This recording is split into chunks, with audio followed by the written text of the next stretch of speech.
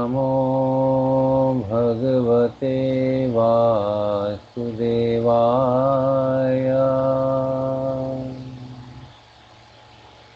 ॐ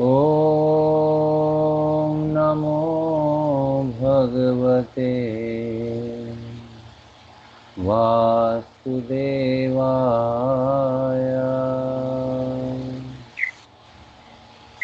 ॐ नमो भगवते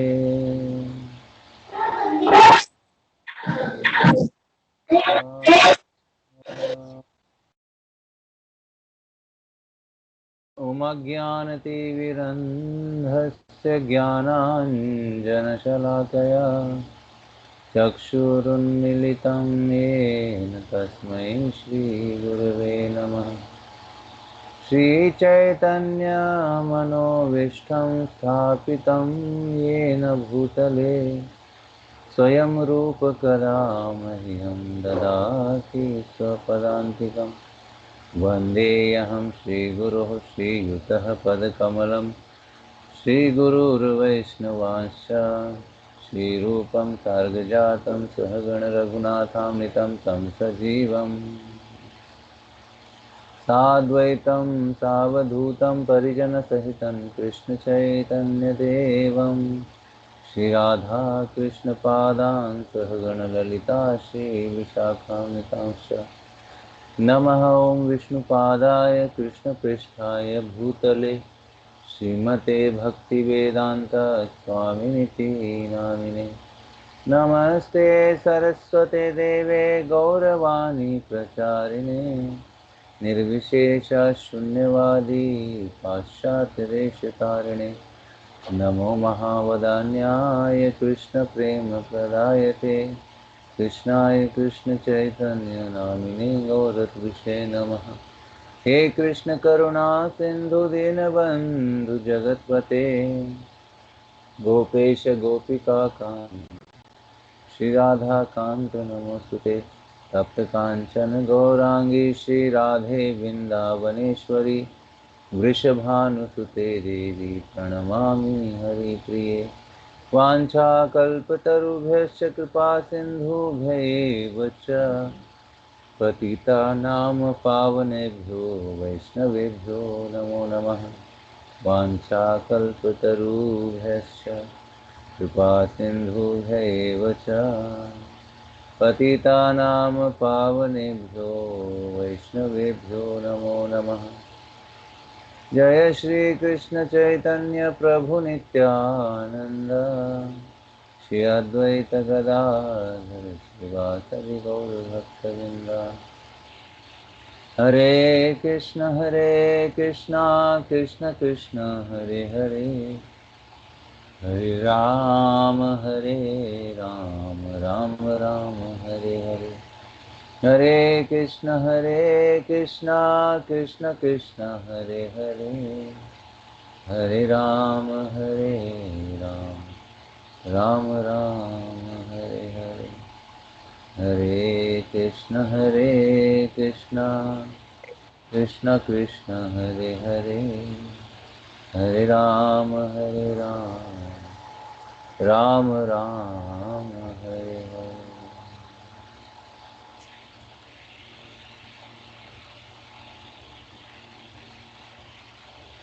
जय विष्णुपाद परमहंस परिवाजकाचार्य स्तोत्रसत् श्रीमद् चरणारविंद भक्ति वेदांत स्वामी श्रील प्रभुपाद की जय। इस्कॉन बीबीडी फाउंडर आचार्य भक्ति वेदांत स्वामी श्रील प्रभुपाद की जय। जय विष्णुपाद परमहंस कृष्ण कृपा मूर्ति भक्ति सिद्धांत सरस्वती गोस्वामी श्रील प्रभुपाद की जय। अनंत कोटि वैष्णव वृंद की जय। नमाचार्य श्री हरिदास ठाकुर की जय। प्रेम से कहो श्री कृष्ण चैतन्य प्रभु नित्यानंद श्री अद्वैत गदाधर शिवासदि गौर भक्तवृंद की जय। श्री राधा कृष्ण गोपी गोपीनाथ श्याम कुंद राधा कुंद गिरि गोवर्धन की जय। वृंदावन मथुरा धाम की जय। श्रील प्रभुपाद संजन की जय। मायापुर नवद्वीप धाम की जय। श्री श्री जगन्नाथपुरी धाम की जय। श्री क्षेत्र श्री पंढरपुर धाम की जय। विठ्ठल रुक्मिणी भगवान की जय। जगन्नाथ बलदेव सुभद्रा मैया की जय।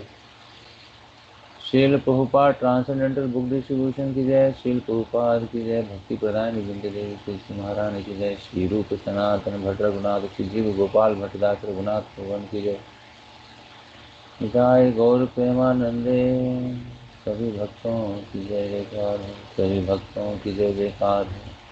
सभी भक्तों की जय जयकार हो। श्री श्री गुरु और गौरांग की जय जयकार हो। हरे कृष्ण। तो श्री रूप गोस्वामी द्वारा विद्यामृत के श्लोक नंबर 4 को हम पढ़ेंगे, दोहराएंगे और तात्पर्य के आधार पर हम चर्चा करेंगे। तो श्लोक नंबर 4।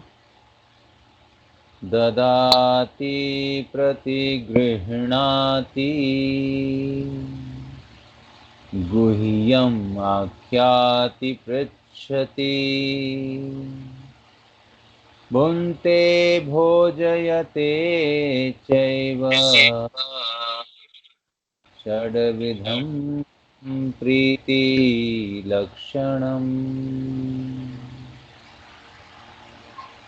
ददाति प्रतिगृह्णाति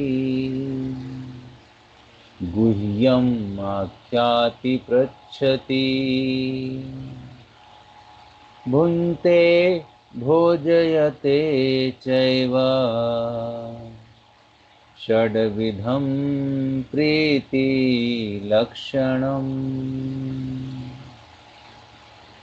ददाति प्रतिगृह्णाति गुह्यम् आख्याति पृच्छति भुङ्क्ते भोजयते चैव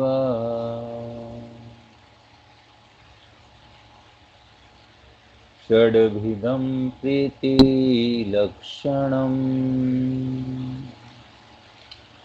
अनुवाद और तात्पर्य अभय चरणारविंद भक्ति वेदांत स्वामी शिल प्रभुपाद जी के द्वारा। शिल प्रभुपाद की जय। अनुवाद। दान में उपहार देना, दान स्वरूप उपहार स्वीकार करना, विश्वास में आकर अपने मन की बातें प्रकट करना, गोपनीय ढंग से पूछना, प्रसाद ग्रहण करना तथा प्रसाद अर्पित करना, भक्तों के आपस में प्रेम पूर्ण व्यवहार के यह 6 लक्षण हैं। तात्पर्य। कर लो, उसमें बटर में लगा के गरम, फिर बटर लगा के है ना। स्वरचित शिक्षाष्टक के प्रथम पद्य में ही भगवान चैतन्य महाप्रभु कहते हैं। यहाँ से हम शुरुआत करेंगे। तो सभी भक्तों से निवेदन है कि अपने उपदेशामृत पुस्तक के इस चौथे श्लोक के तात्पर्य में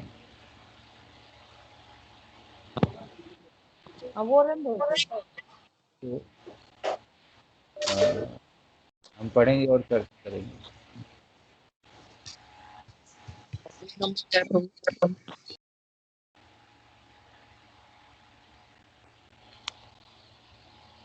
चेतो दर्पणं मार्जनम् भवमहादावाग्निर्वापणम् श्रेयः कैरवचन्द्रिका वितरणम् विद्यावधू जीवनम् आनन्दां बुद्धिवर्धनं प्रतिपदम्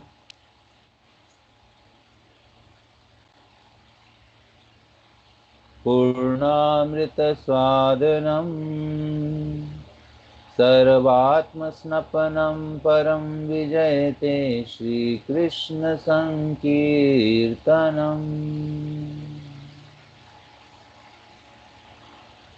श्री कृष्ण संकीर्तन की परम विजय हो।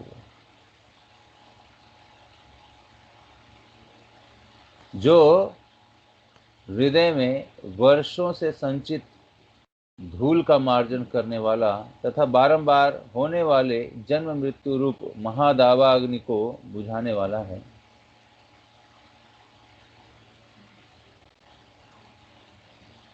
तो श्री कृष्ण संकीर्तन की परम विजय हो। तो संकीर्तन अर्थात साथ में मिलकर के कीर्तन करना भगवान के नाम का। हरे कृष्णा कृष्ण कृष्ण हरे हरे, हरे राम राम राम हरे हरे। इस तरह से भगवान के कीर्तन साथ में करने का नाम है संकीर्तन। तो युग धर्म कौन सा है? संकीर्तन का है, हरिनाम संकीर्तन का। इसलिए हरिनाम संकीर्तन को हमें ज़्यादा ज़्यादा घर में करना चाहिए, नाम कीर्तन करना चाहिए। तो श्री कृष्ण संकीर्तन की परम विजय हो। तो धर्म कलयुग में जो है संकीर्तन के रूप में प्रकट हुआ है, जो हृदय में वर्षों से संचित धूल का मार्जन करने वाला तथा बारंबार होने वाले जन्म मृत्यु रूप महादावाग्नि को बुझाने वाला है। तो जो हृदय में वर्षों से संचित धूल का मार्जन करने वाला, वर्षों से संचित अर्थात अनेक अनेक जन्म जन्मांतर से जो हृदय के अंदर संचित मल है, काम क्रोध लोभ मोह मद और मात्सर्य, अनेक अनेक तरह के जो विचारों की छाप जो हृदय में है, यह धूल के समान है। इन सारे विचारों का एकमात्र मार्जन जो है भगवान के नाम कीर्तन से ही हो सकता है। इसलिए कहा गया कृष्ण सूर्य सम माया है अंधकार, जहां कृष्ण तहां नहीं माया रा अधिकार। तो श्री कृष्ण संकीर्तन की परम विजय हो, जो हृदय में वर्षों से संचित धूल का मार्जन करने वाला तथा बारंबार होने वाले जन्म मृत्यु रूप महादावाग्नि को बुझाने वाला है। तो जन्म मृत्यु का जो रूप है वो महादावाग्नि के रूप में है। बार बार जन्म लेना, बार बार मरना, बार बार गर्भ में आना, यह महादावाग्नि के रूप में प्रकट हुआ है। और इसे बुझाने का एक ही तरीका है हरिनाम संकीर्तन। नाम जप से अपने हृदय को शुद्ध करना। इसलिए चेतो दर्पणम मार्जनम, चित्त को शुद्ध करना ही, भूत शुद्धि ही सर्वोपरि इस मनुष्य जीवन का एकमात्र लक्ष्य है। जब तक हम उस हृदय को शुद्ध नहीं करेंगे, तब तक हम इस जन्म मृत्यु रूपी महादावाग्नि को बुझाने में सफल नहीं हो पाएंगे। इसलिए महादावाग्नि को बुझाने के लिए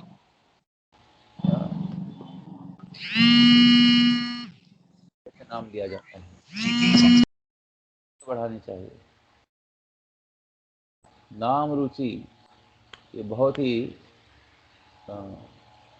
हमारे जीवन का केंद्र बिंदु होना चाहिए। कैसे हमें नाम लेना चाहिए?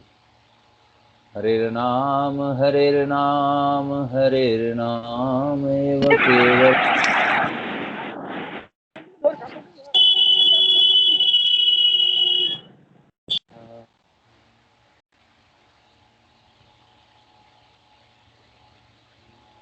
यह संकीर्तन आंदोलन सारी मानवता के लिए परम वरदान है।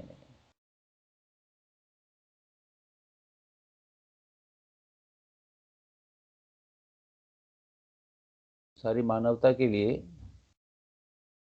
यह नाम संकीर्तन जो है परम वरदान के रूप में प्रकट हुआ है।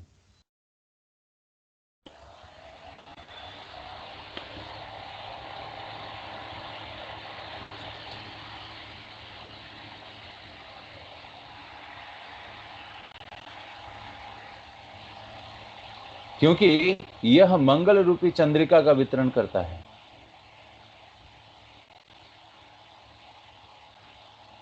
चंद्र जो शीतलता प्रदान करता है, ऐसे मंगल रूपी चंद्रिका का वितरण करने वाला एकमात्र क्या है? हरिनाम। और यह समस्त दिव्य ज्ञान रूपी विद्या का जीवन है। यानी विद्या यह दिव्य है तभी ये विद्या है, अर्थात आध्यात्मिक जो शिक्षा है, जो शिक्षण है, जो विद्या है, उसी को विद्या कहा गया है। क्योंकि आध्यात्मिक शिक्षा जो है हमारे स्वरूप को प्रकट करती है, और भौतिक विद्या जो है हमारे स्वरूप को, जो हमारा वास्तविक स्वरूप है, उसको पूरी तरह से ढक करके अंधकार में रखती है, अज्ञान में रखती है। इसलिए यहाँ पर दिव्य ज्ञान रूपी विद्या का जीवन है, इसमें दिव्य शब्द लगाया गया है। दिव्य का अर्थ है आध्यात्मिक, जो कि भौतिकता से जड़ जड़ पदार्थों से पूरी तरह से क्या है, ऊपर है। इस तरह से जड़ पदार्थ से ऊपर होने के उपरांत यह विद्या जो है हमें अज्ञान से दूर करने के लिए, या अज्ञान को पूरी तरह से समझ करके, परख करके उसको त्याग करने की जो है क्षमता प्रदान करती है। इसलिए इस अविद्या रूपी विद्या को हमें त्याग करके दिव्य विद्या का आस्वादन करना चाहिए। इसलिए यहाँ पे कहा गया यह समस्त दिव्य ज्ञान रूपी विद्या का जीवन है, वह दिव्य आनंद के सागर की वृद्धि करने वाला है। वह दिव्य आनंद के सागर की वृद्धि करने वाला है। तो आनंद का सागर, वैसे हमने अनेक अनेक सागर देखे हैं, बहुत सारे सागर हैं, लेकिन यह आनंद का सागर क्या है? ये दिव्य आनंद के सागर की वृद्धि करने वाला है। तो इस भौतिक जगत में जो दुख है, इसको पूरी तरह से एक आनंदमय आनंद की ओर ले जाने के लिए जो एक विद्या है, वह दिव्य विद्या को ग्रहण करने के बाद ही हम उस आनंद के सागर की ओर पहुंच सकते हैं। और आनंद का सागर कौन है? स्वयं भगवान श्री कृष्ण। इसलिए अपनी विद्या से हमें कृष्ण की ओर पहुंचना है, कृष्ण का साक्षात्कार करना है। और जब हम कृष्ण को पूरी तरह से अपने हृदय में निवास देंगे, तब जाकर के ये जो हृदय है, जो अनेक अनेक तरह से कलुषित है, वो पूरी तरह से इसका मार्जन होगा और भगवान जो है यहाँ पर स्थान ग्रहण करेंगे। तो जहाँ पर भगवान स्थान ग्रहण करते हैं, वहाँ पर भौतिक विद्या का कोई स्थान नहीं है, केवल दिव्य विद्या ही होनी चाहिए। और ये दिव्य विद्या वास्तविक में क्या है? दिव्य विद्या का अर्थ है कि हमारे स्वरूप को पहचानना, जिसे अनेक अनेक शास्त्रों के माध्यम से इस जीव के स्वरूप को बताया गया है। जीवेन स्वरूप हया कृष्णेर नित्य दास। तो जीव का स्वरूप क्या है? कृष्ण का दास बनना। लेकिन अभी हम किसके दास बने हुए हैं? माया के दास। और माया का दास का अर्थ है अविद्या का दास, भौतिक शिक्षाओं का दास। जिस तरह से हम शिक्षा ग्रहण करते हैं भौतिक रूप में, अनेक अनेक शिक्षाएं बच्चों को पढ़ाते हैं, लेकिन कितना भी बच्चों को हम पढ़ाएं,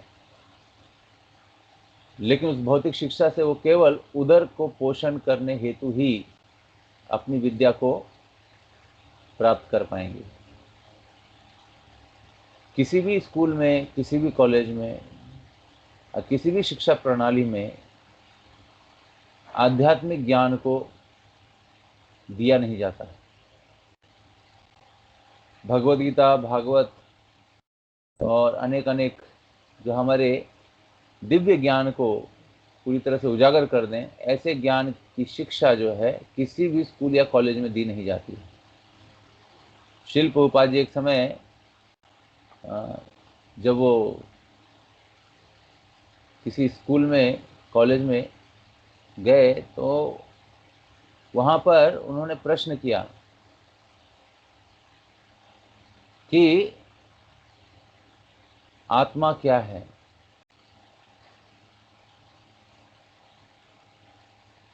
लेकिन इस प्रश्न के उत्तर में किसी ने भी अपना उत्तर नहीं दिया,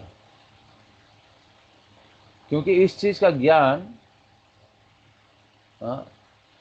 स्कूल और कॉलेज में है ही नहीं, कोई सिखाता ही नहीं। और नहीं सिखाने का अर्थ है कि उसे और ज़्यादा ज़्यादा नरक में भेजने की तैयारी की जा रही है। नरक में भेजने की तैयारी का अर्थ क्या है? जितना ज़्यादा हमें भौतिक ज्ञान होगा, भक्ति विनोद ठाकुर कहते हैं, ये भौतिक विद्या क्या है? माया र वैभव, माया का वैभव बहुत समझता है, हर चीज, मान सम्मान लाभ प्रतिष्ठा, इन सारी चीजों को समेट करके और उसी के आधार पर अपने जीवन को हम क्या करते हैं, लक्ष्य करते हैं आनंद भोगने के लिए। लेकिन इस जड़ तत्व में आनंद है ही नहीं। जब ये शरीर पूरी तरह से मृत हो जाता है तो इस शरीर का आनंद कहाँ जाता है? शरीर तो यहीं रह जाता है। और आत्मा कहाँ जाता है? दूसरी योनि में। एक शरीर को छोड़ करके दूसरे शरीर में चला जाता है।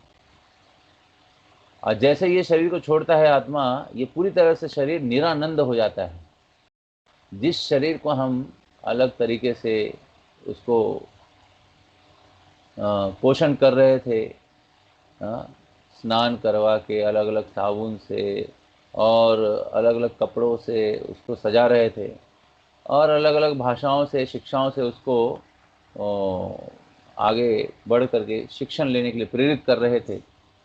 वो सारी शिक्षाएं, वो सारे जितने भी चीज़ें हम शरीर के लिए कर रहे थे, उस सारी चीज़ें जो है क्या हो गई, आत्मा के छोड़ने के बाद शरीर के साथ ही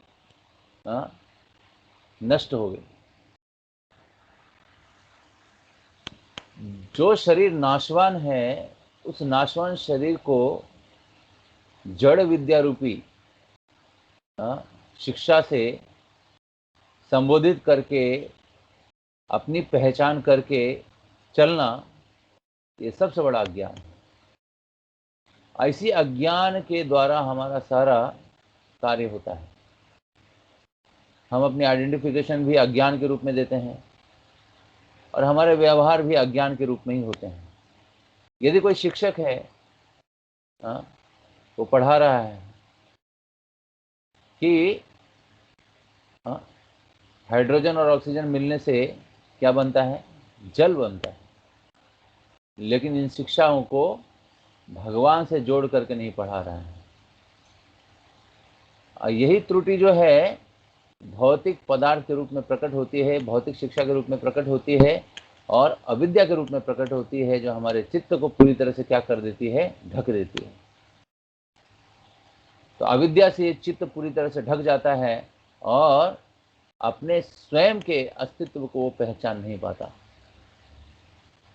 और गलत तरीके से अपनी आइडेंटिफिकेशन को पहचान दे करके उस पर चलने के लिए प्रेरित होता है। तो इस गलत पहचान को ही पूरी तरह से मिटा करके असली पहचान को समक्ष लाना, आगे लाना, यही कृष्ण भावना मृत है। ऐसी कृष्ण भावना मृत के आधार पर हमारा जो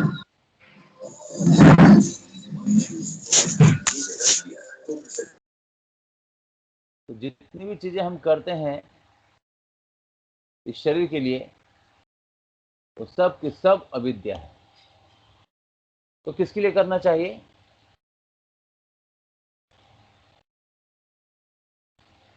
शरीर के लिए नहीं, हम शरीर के अंदर हैं। जब हमें ये पता चल जाएगा कि मैं इस गाड़ी के अंदर बैठा हूं, तो गाड़ी का तो ध्यान देना ही पड़ेगा, लेकिन गाड़ी में बैठने वाले व्यक्ति का भी ध्यान देना पड़ेगा। लेकिन गाड़ी में बैठने वाला व्यक्ति अगर ये पहचान कर ले अपनी कि मैं गाड़ी ही हूं, मैं गाड़ी हूं, और वो न खाएगा, न नहाएगा, न काम पे जाएगा, न कुछ कमाएगा, केवल गाड़ी में पेट्रोल भरेगा, गाड़ी में बैठेगा, गाड़ी में घूमेगा, तो भूख से वो त्रस्त हो जाएगा, उसका शरीर जो है जर्जर हो जाएगा, कमजोर हो जाएगा, उसकी बुद्धि कार्य नहीं करेगी। तो इस तरह से गाड़ी के अंदर बैठा हुआ जो व्यक्ति है, उसकी स्थिति पूरी तरह से खराब हो गई है। लेकिन गाड़ी के लिए बहुत सारी चीजें, चमकाने का पदार्थ, उसको शाइनिंग होना चाहिए, उसका पेंट अच्छा होना चाहिए, उसकी इंजन अच्छी होनी चाहिए, उसके अंदर पेट्रोल डालना चाहिए, ये सारी चीजें, स्टीयरिंग अच्छी होनी चाहिए, ब्रेक अच्छा होना चाहिए, क्लच अच्छा होना चाहिए, सीट अच्छी होनी चाहिए, बहुत सारे उसके अलग अलग तरीके से उस गाड़ी को जो है देख रेख की जा रही है। लेकिन गाड़ी के अंदर बैठने वाला व्यक्ति जो है उसके ऊपर ध्यान नहीं दिया जा रहा है, तो क्या होगा? उस गाड़ी के अंदर बैठने वाला व्यक्ति जो है बहुत ही कमजोर हो जाएगा, और वो अपनी शक्ति जो है गाड़ी पर, गाड़ी को चलाने के लिए दे नहीं सकता, और इस तरह से गाड़ी जो है पूर्ण रूप से व्यवस्थित नहीं चल करके वो गाड़ी का एक्सीडेंट भी हो सकता है। इसलिए गाड़ी के अंदर अच्छे ड्राइवर को बिठाना चाहिए, जो कि बहुत ही हष्ट पुष्ट हो, बहुत ही बुद्धिमान हो, बहुत ही चतुर हो, और गाड़ी के सारे अवयवों को जानता हो। तो उसी तरह से हमें भी शरीर के सारे अवयवों को जानना चाहिए, मन, बुद्धि, अहंकार, इन सब को जानना चाहिए, चित्त को जानना चाहिए। लेकिन अपनी पहचान होने के बाद जब हम उसको जानते हैं कि हम गाड़ी में बैठे हैं, तभी हम अपने आप को पूरी तरह से भगवान की सेवा में लगाने के लिए प्रयत्नशील होते हैं। और जब हम भगवान की सेवा में इस शरीर के माध्यम से लगते हैं, तो खलौ धर्म साधनम, हाथों से भगवान के नाम का जप करते हुए माला फेरना चाहिए, जीवा से भगवान का नाम लेना चाहिए, आंखों से भगवान का दर्शन करना चाहिए, कानों से भगवान की कथा को सुनना चाहिए। और ये हम क्यों कर रहे हैं? क्योंकि हम अंदर बैठे हैं, और इन आंखों के द्वारा दर्शन करके अंदर जो व्यक्ति बैठा है, अंदर जो मूल जो आत्मा भगवान का अंश विराजमान है, उसको हम पोषित कर रहे हैं। तो उसका पोषण का जो आहार है वो क्या है? भगवान का दर्शन, कानों से भगवान की कथा का श्रवण, जीवा से भगवान के उच्चिष्ट प्रसाद को ग्रहण करना, और हाथों से भगवान के मंदिर का मार्जन करना, भगवान का श्रृंगार करना, पैरों से भगवान के मंदिर चल के जाना, और जो भी कार्य करना वो भगवान के लिए करना, हृदय में भगवान का चिंतन करना, हृदय में भगवान का स्वरूप बिठाना। तो ये जो मनुष्य देह है, इस मनुष्य देह में हम ऐसे इंद्रियों के माध्यम से अंदर के व्यक्ति को हम पोषित कर सकते हैं।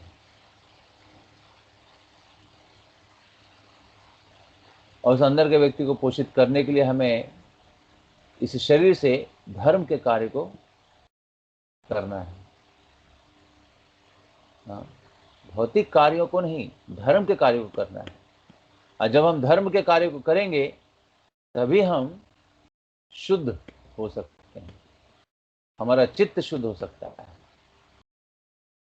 इसलिए मन से भी, बुद्धि से भी और शरीर से भी ज़्यादा मुख्य बात क्या है कि हमारा चित्त शुद्ध होना चाहिए।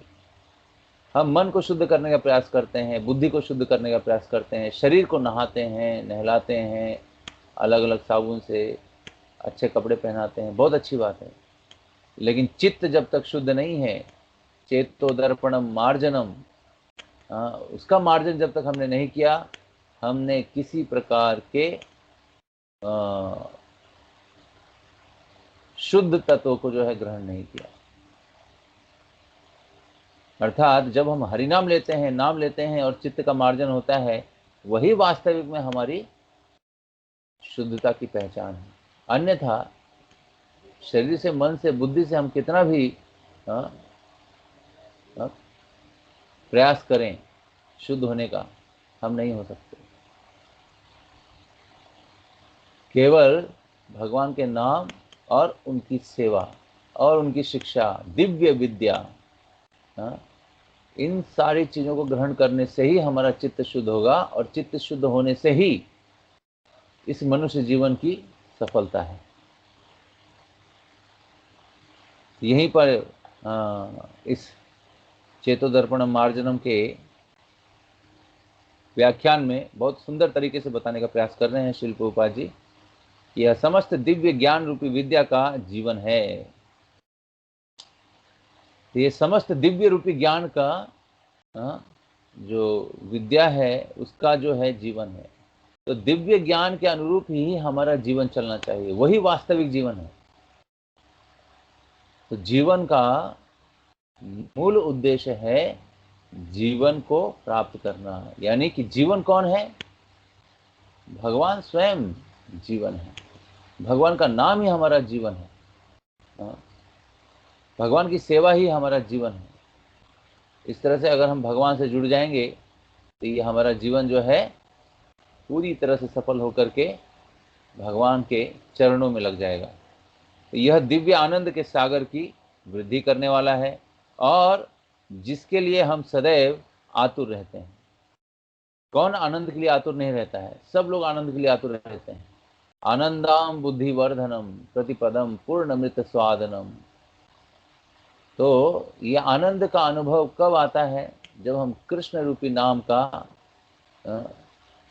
अपने हृदय में उसकी छाप को छोड़ते हैं, जप करते हुए हरे कृष्ण कृष्ण कृष्ण हरे हरे, हरे राम राम राम हरे हरे। और जब हमारा चित्त शुद्ध होता है, तभी हम भगवान से व्यवहारिक रूप में उनकी सेवा और उनके ज्ञान के द्वारा अपने जीवन को पूरी तरह से शुद्ध करके उनके साथ अपना संबंध जोड़ सकते हैं। अन्यथा यह संबंध जुड़ना बहुत ही कठिन है। इसलिए भगवान से संबंध जोड़ना है तो अपने मनुष्य शरीर को, जो कि पूरी तरह से भगवान की सेवा करने के लिए ही प्राप्त हुआ है, यह जान करके हमें गुरु के आज्ञा का पालन करते हुए भगवान की सेवा करते रहना चाहिए।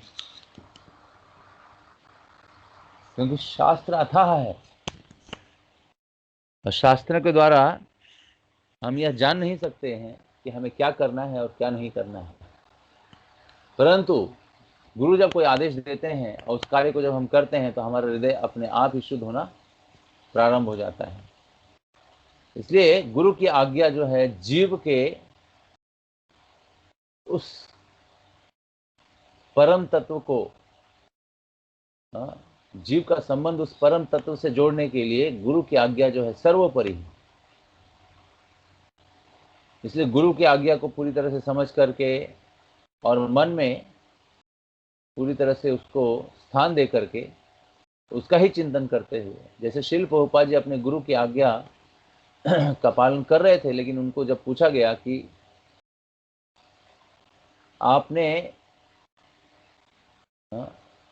कितनी बार अपने गुरु से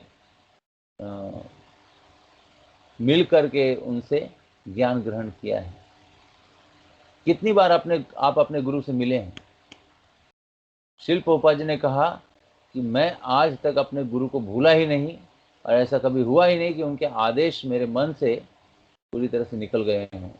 वो अभी भी उसी तरह से मन में पूरी तरह से क्या है, स्पष्ट है।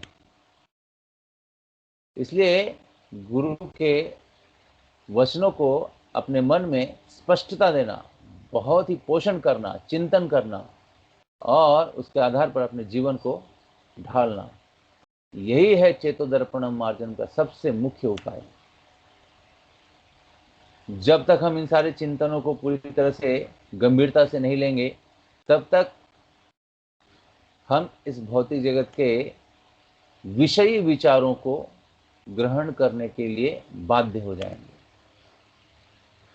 ग्राम्य कथा अर्थात इस संसार की बातों को अपने मन में चिंतन करते रहेंगे। इस संसार की बातों को अपने मन में चिंतन करने का अर्थ है कि संसार को अपने मन में रखना, और जैसे हम संसार को अपने मन में स्थान देते हैं, हमारा पतन हो जाता है।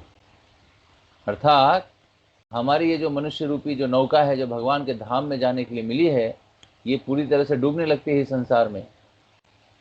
इस डूबती हुई नौका को बचाने का एक ही उपाय है कि मन से संसार के चिंतन को निकाल करके मन में भगवान का चिंतन करना, यही उसका उपाय है। इस उपाय को हमें पूरी तरह से शिक्षित जो हो चुके हैं ऐसे गुरु तत्व को चरणों में जाकर के तद विद्धि प्रणिपातेन परिप्रश्नेन सेवया, सेवा करने के बाद उनके शब्दों को अपने मन में स्थान देना चाहिए। जब तक हम गुरु और कृष्ण की सेवा नहीं करते हैं, गुरु और कृष्ण के शब्द, जो उनके शब्द हैं, जो उनकी दिव्य वाणी है, जो दिव्य उपदेश हैं, वो हमारे मन और बुद्धि में स्थान नहीं प्राप्त करती।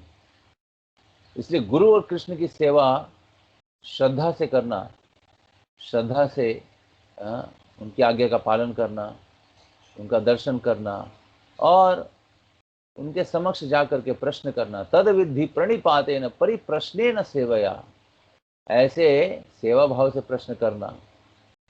उपदेशयन्ति ते ज्ञानम ज्ञानिनाम तत्वदर्शनम, इस तरह से गुरु जो है फिर उपदेश करते हैं, और उपदेश करने के उपरांत हम तत्व को जान सकते हैं कि वास्तविक तत्व क्या है, शरीर है या आत्मा। मैं शरीर नहीं आत्मा हूं। इस तत्व को पूरी तरह से समझने के लिए हमें गुरु के आगे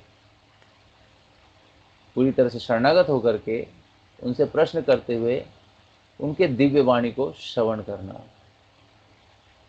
यही मूल है तत्व को जानने का। यहाँ पर यह दिव्य आनंद के सागर की वृद्धि करने वाला है, और जिसके लिए हम सदैव आतुर रहते हैं, इस अमृत का पूर्ण रूप से आस्वादन करने में हमें समर्थ बनाना है। तो उस अमृत का पूर्ण रूप से आस्वादन करने में हमें अपने आप को समर्थ बनाना है। ये समर्थता कब आएगी? समर्थ अर्थात क्या? समर्थ का अर्थ है पूरी तरह से हमें संसार में रहते हुए दिव्य ज्ञान की प्राप्ति के लिए अपने आप को तैयार रखना। यहाँ पर बहुत ही उत्तम यहाँ पर श्लोक के अर्थ में यहाँ पे बताया गया है कि उस अमृत का पूर्ण रूप से आस्वादन करने में, उस अमृत का अर्थात कौन से अमृत का? दिव्य कृष्ण के नाम के अमृत का। तो उस अमृत का पूर्ण रूप से आस्वादन करने में हमें समर्थ बनाता है। क्या समर्थ बनाता है? हमारी आतुरता, जिसके लिए हम बहुत आतुर हैं दिव्य आनंद के लिए, यह दिव्य आनंद के सागर की वृद्धि करने वाला है, और जिसके लिए हम सदैव आतुर रहते हैं, उस अमृत का पूर्ण रूप से आस्वादन करने में हमें समर्थ बनाता है।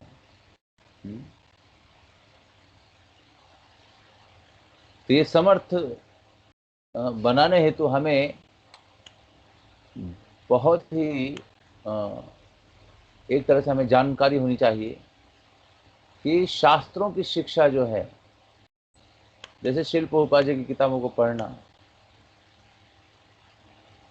भक्तों का संग करना, भगवान के नाम का जप करना और भगवान के धाम में वास करना, ये 4 चीजों को यदि हम करते हैं तो ये आस्वादन करने में हमें समर्थ बना देता है।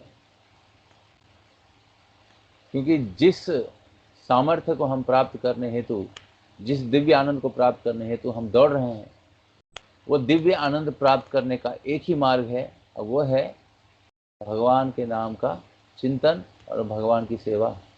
और इसी सेवा को अपने जीवन का लक्ष्य बना करके हमें अपने आप को पूरी तरह से व्यस्त रखना है। भगवान की सेवा में जो पूरी तरह से व्यस्त है, 24 घंटा अनेक अनेक प्रकार से युक्ति लगाता है, कैसे भगवान की सेवा करनी चाहिए, कैसे उनको प्रसन्न करना चाहिए, कैसे उनका नाम लेना चाहिए और कैसे इस नाम का प्रचार करना चाहिए। तो ये सारे जितने भी चीजें हैं, ये एक एक करके क्या हो जाती हैं, हमारे जीवन से जुड़ते जाती हैं और वो पूरी तरह से दिव्य अवस्था को प्राप्त हो जाता है, जो पूर्ण रूप से भगवान की सेवा में जुड़ा रहता है।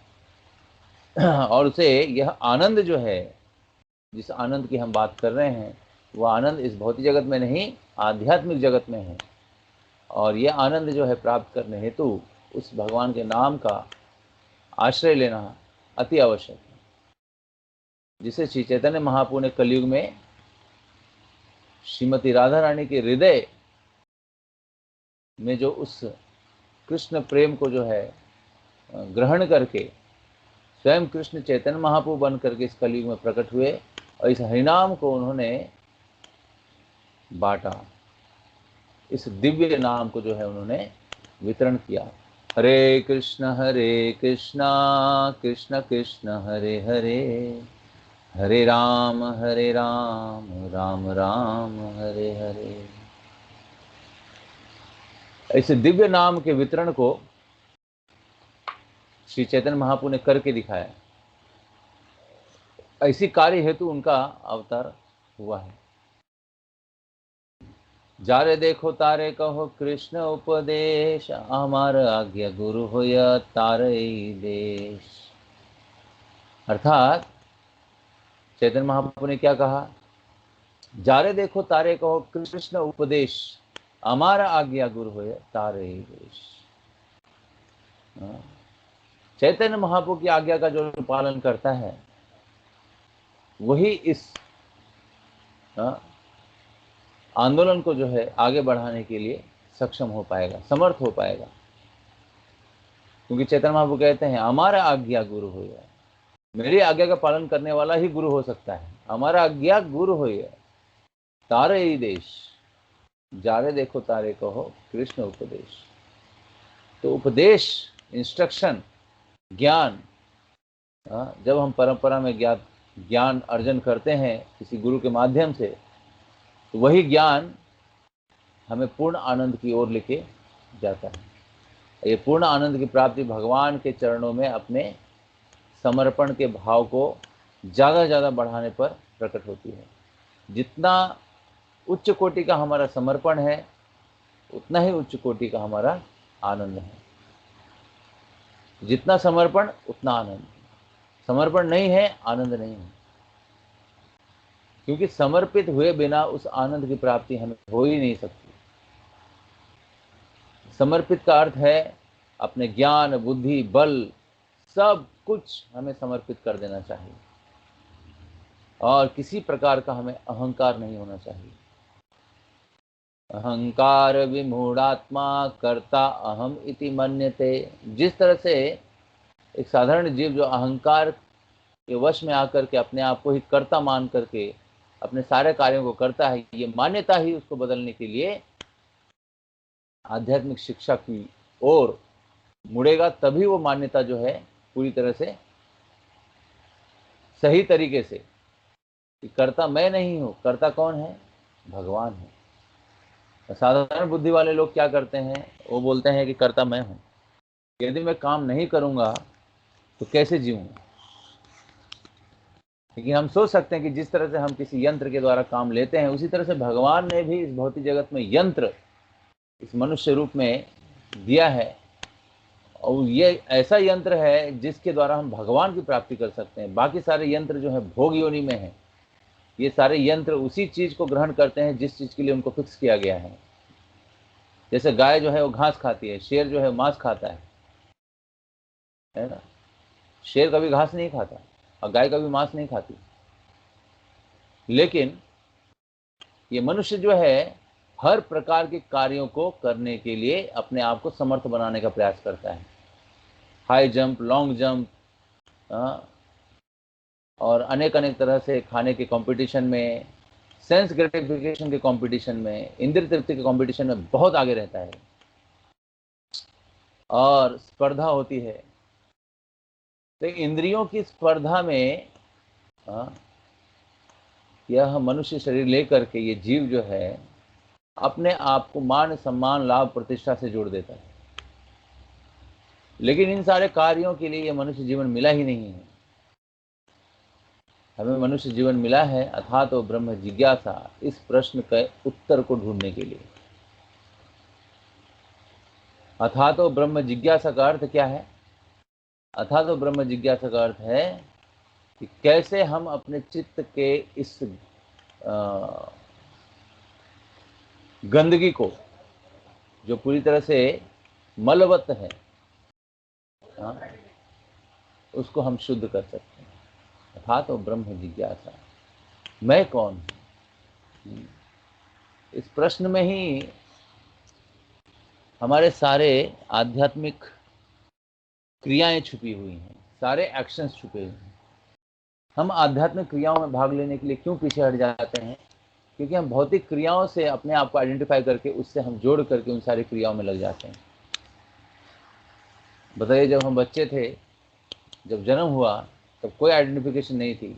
लेकिन जब पहचान बनी कि मैं इस घर का व्यक्ति हूँ, ऐसे माता पिता का मैं पुत्र हूँ या पुत्री हूँ, और यह मेरा नाम है और इस तरह से मेरा संबंध है, तो इस तरह से उसको बचपन से ही सिखाया गया।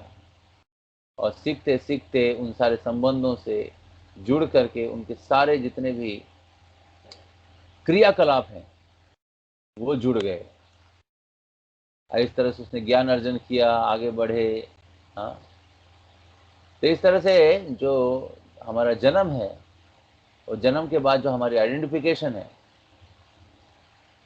इस जगत में कि हम इसके पुत्र हैं, इसके हम पुत्री हैं, ये सारी आइडेंटिफिकेशन जो है ये माया के स्वरूप है।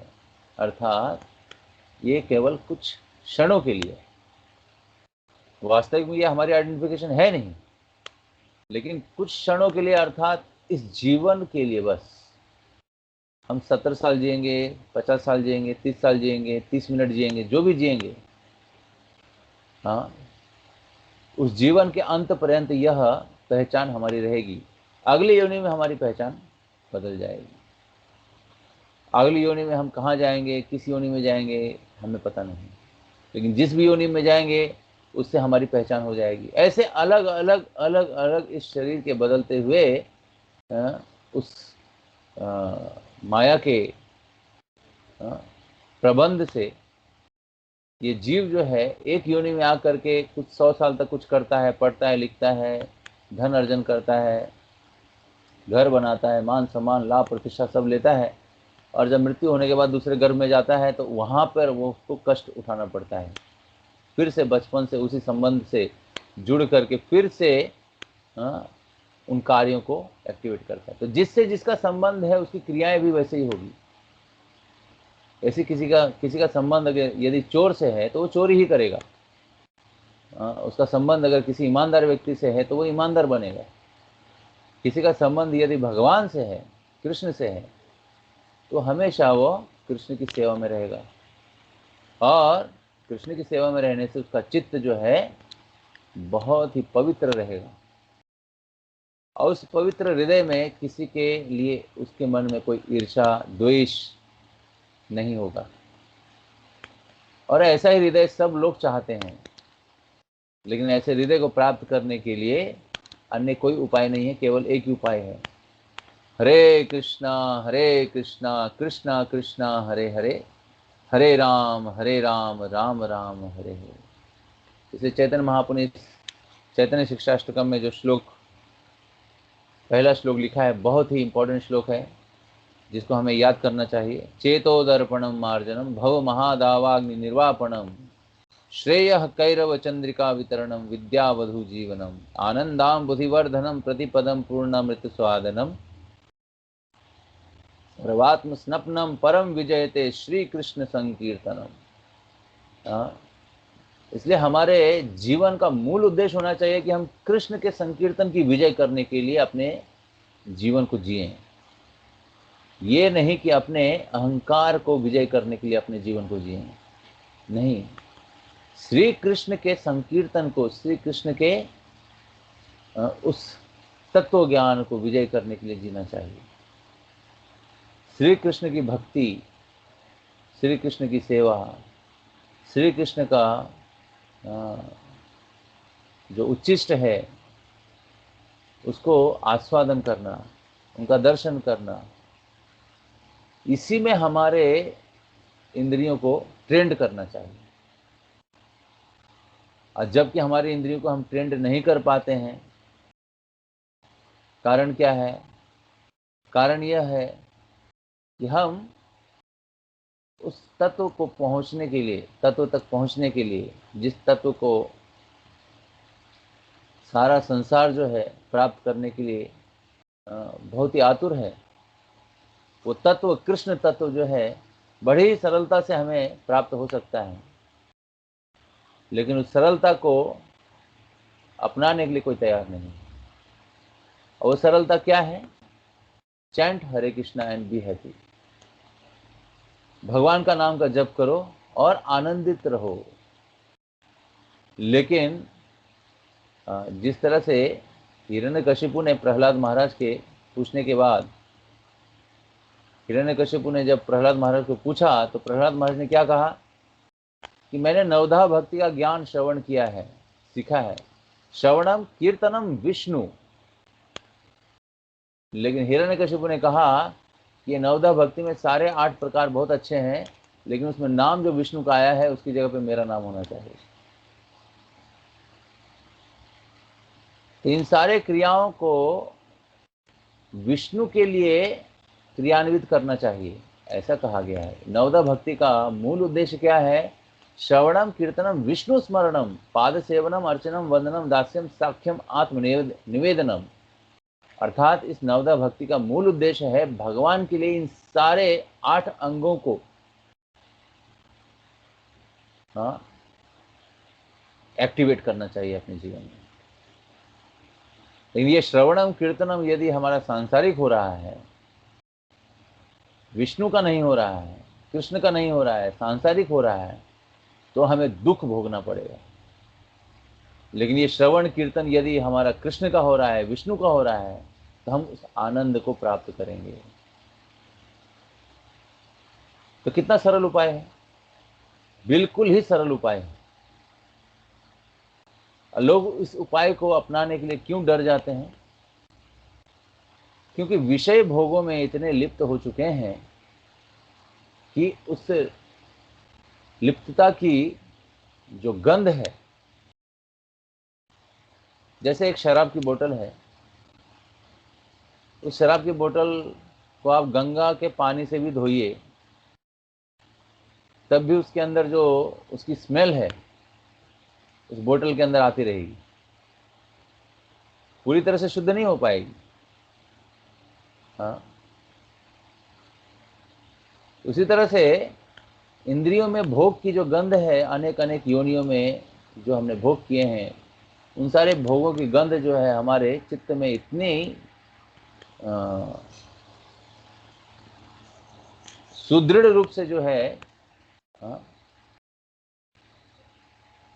बैठ गई है कि इसको से निकालने के अलावा और कोई उसका उपाय नहीं है। किसी भी पुण्य या पाप कार्य से वो निकलने वाला नहीं है, केवल वो हरिनाम संकीर्तन से ही निकलने वाला है। इसलिए अपने मन को, अपने विचारों को, अपने चित्त को और अपनी शक्ति को, अपने ज्ञान को सब कुछ को कृष्ण से जोड़ दीजिए, अपनी सारी क्रियाओं को कृष्ण से जोड़ दीजिए और फिर कृष्ण के नाम का जप कीजिए। हरे कृष्ण कृष्ण कृष्ण हरे हरे, हरे राम राम राम हरे हरे। और इसका प्रभाव आपके चित्त पर अवश्य पड़ेगा और वो प्रभाव जो है पूरी तरह से आपको दिव्य आनंद की ओर लेके जाएगा। तो मैं इस पैराग्राफ के उपरांत अपनी वाणी को विराम देता हूँ। बहुत बहुत धन्यवाद। हरे कृष्णा। श्रील प्रभुपाद की जय, श्री रूप गोस्वामी पाद की जय, गौर भक्त विंद की जय, आप सभी भक्तगणों की जय। निताई गौर प्रेमानंदे। वांछा कल्प